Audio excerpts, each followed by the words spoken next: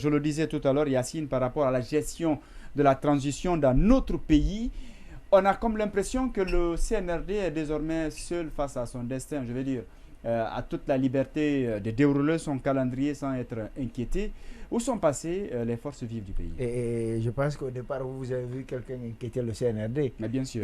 Qui ça?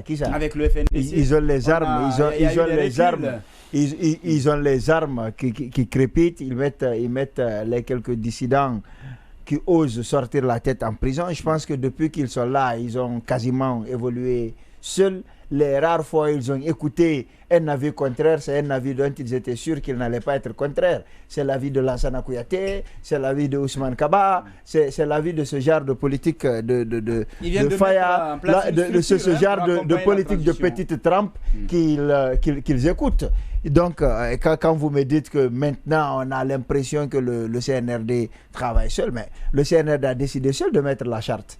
Ils ont décidé tout seuls d'aller à 36 mois. Ils se sont entendus tout seuls avec la CEDEAO alors qu'ils étaient en train de discuter avec la classe politique. Et depuis ça, ils ont décidé tout seuls à quel moment, contrairement à ce que la CEDEAO dit, ils ont décidé tout seuls à quel moment les 24 mois du compromis dynamique devaient avoir lieu. Ils ont décidé tout seuls un certain nombre de choses. Donc, depuis toujours, ils décident seuls. Mais quand on me dit où sont les forces vives, je pense, et d'ailleurs pour le bien de tous, il ne faut pas souhaiter que les forces vives et le FNDC disparaissent. Parce que c'est le seul contrepoids qu'on a aujourd'hui. Les politiques, les quelques-uns qui peuvent résister sont en train de fuir. Maintenant, ce que je vais dire aujourd'hui, c'est que on a tous dit que les forces vives n'ont rien, aucune stratégie, mis à part les manifestations politiques.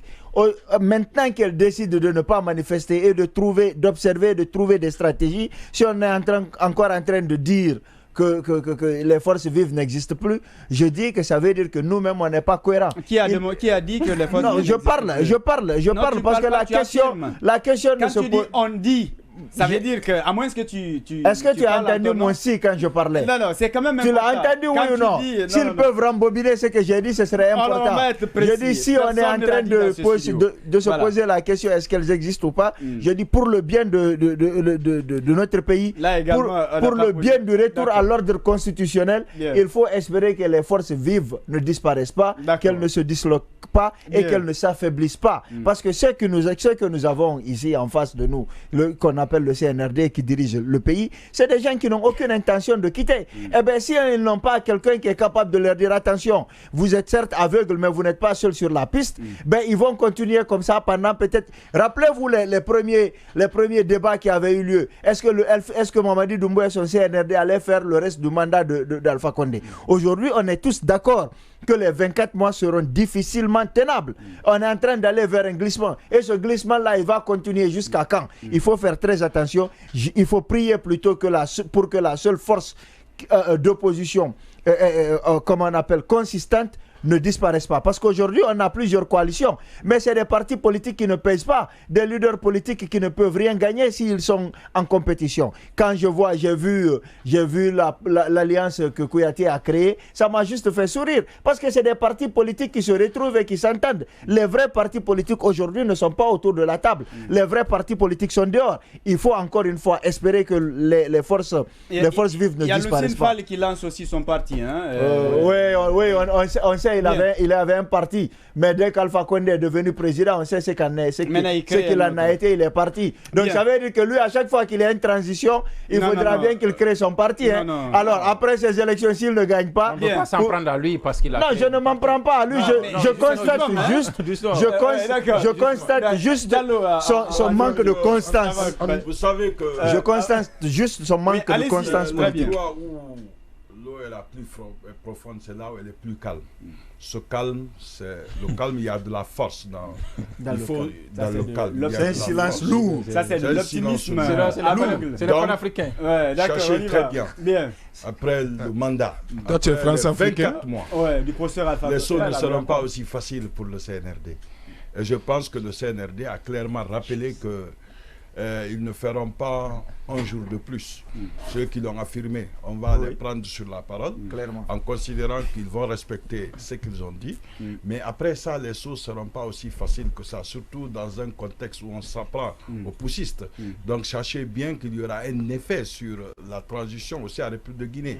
Après ce qui va se passer au Niger, forcément, il y aura des impacts sur le Mali, sur le Burkina, et donc sur la Guinée. Donc il va falloir comprendre que on est heureux qu'il y ait moins de morts, puisque généralement chaque manifestation c'est une opportunité de découvrir des morts, et toujours sur le même endroit, sur les mêmes aspects.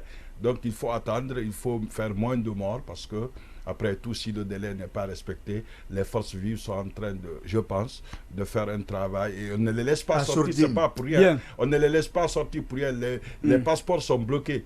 Donc, mais il y a un effort qui se fait, et puis tout le monde verra après le résultat, mais le CNRD peut-être... Vous savez, beaucoup sont empêchés de sortir. Mais tous ceux qui sont sortis ne reviennent pas, en fait. Le carnaval de la liberté est fermé. Mais bien sûr. Bref, il faut s'attendre à quelque chose de plus agité si le CNRD ne respecte pas son... 30 secondes, Oui, les forces vives, au fait, il faut espérer que le dialogue se poursuive, parce qu'il ne faut pas oublier qu'il commence. Il faut pas il y a oublier... les facilitatrices qui se battent dans ce sens.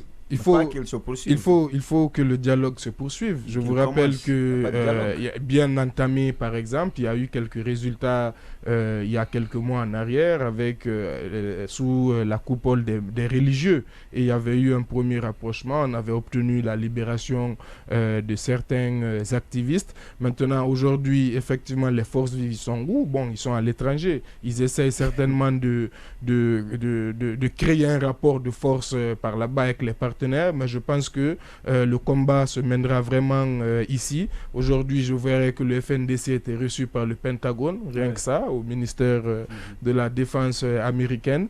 Mais je pense qu'effectivement, il faudra la lutte se passera ici, et cette lutte passe éventuellement par aussi le dialogue. Moi, je pense qu'il n'est pas trop tard pour pouvoir dialoguer entre les différentes parties pour terminer cette transition pour le bonheur de tous les Guinéens. En une minute. On peut penser que les forces vives sont devenues des forces molles parce qu'en réalité, il n'y a pas d'action sur le terrain. On peut légitimement se faire cette idée, mais je suis d'accord qu'à un moment donné aussi, ça peut ne pas forcément être un renoncement. Peut-être que les gens affinent leur stratégie et tout ça, mais on sait que la persécution, nous la vivons tous, nous la voyons. Tantôt, les gens sont en prison, ils sont contraints à l'exil. Il y a cela. Je ne suis pas d'accord quand on dit qu'il y a des passeports qui sont confisqués. Je ne crois pas qu'il y ait des passeports confisqués, mais ce qui est constant quand même, c'est qu'il y a une certaine persécution. On a une perception de persécution à ciel ouvert quand on voit les emprisonnements, la façon dont les questions judiciaires sont fortement politisées, des questions liées à la CRIEF et tout ça. On peut avoir l'impression qu'il y a une sorte de persécution à l'interne qui fait qu'aujourd'hui, on a comme poussé tout le monde à l'exil. C'est Loudalé est dehors, Sidia Touré est dehors, le FNDC, les principaux leaders sont dehors et tout ça. Et je ne citerai pas Alpha Condé, mais je sais qu'effectivement... Et il est partie prenante des forces vives. C'est un acteur des forces vives. Est-ce que c'est mon temps de parole ou on le partage ensemble? Donc je dis une fois encore que c'est vrai que les forces sont dispersées en ce moment, on ne sait pas ce qui se passe, mais en réalité, c'est ce qu'on disait tout à l'heure. Justement, Baïla disait qu'il faut que la bataille, il n'a pas employé le mot bataille, mais c'est comme dire que la bataille se fait à l'intérieur. En principe, puisque c'est une transition, puisque les gens sont venus en sauveur, on n'avait pas besoin de batailler pour leur dire revenons à l'ordre constitutionnel. Ça devrait couler de source en réalité. C'est pour cela qu'on dit que ces coups d'État ne sont pas... Mais moi, j'avais dit la lutte, la lutte, elle est permanente. Je suis d'accord, je termine là-dessus. Donc aujourd'hui, il y a bien sûr des coalitions qui se créent. Vous avez parlé du cas de François Lucénifal qui lance son parti. Il y a Bella qui précise que Kouyaté n'a pas d'alliance, d'accord. Le 12 août, c'est une nouvelle structure. Une nouvelle structure qui s'est créée et tout ça. Mais justement, il le disait, il n'a pas tort, le dialogue lui-même. Est-ce qu'il y a eu dialogue?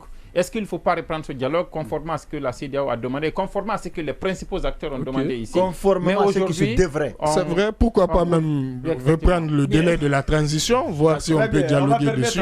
Aussi. Il va partir au bout de 24 mois. Allez, mon cher ami. Maintenant, mais je crois que ces gens soient reçus par le président des États-Unis ou quoi encore, là, ça n'a pas trop d'impact.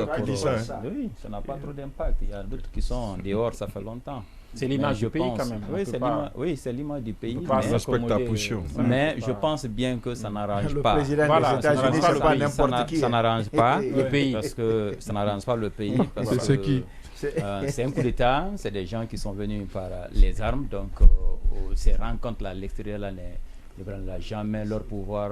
On ne peut pas négliger la diplomatie. La diplomatie, c'est aussi, même si Lula Diallo avait tourné. Mais la diplomatie, fondamentalement, c'est entre les États. D'accord. C'est le même Oscar. C'est les États qui sont les acteurs principaux.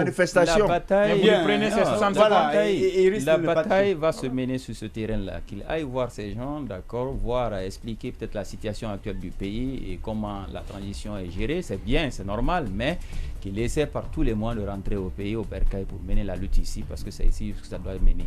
En tout cas, ça aussi, de façon, il faut avoir un contre-pouvoir du pouvoir, pour au moins essayer d'équilibrer les choses. Bien. Ce qui arrange tout le monde, sans quoi, je ne pense pas si nous sommes bien partis. Très bien. Merci à vous tous, merci à la régie, merci à la technique. On aura le temps de revenir sur l'inondation qui s'est passée à Koya. On parle de 2 victimes et beaucoup de dégâts matériels.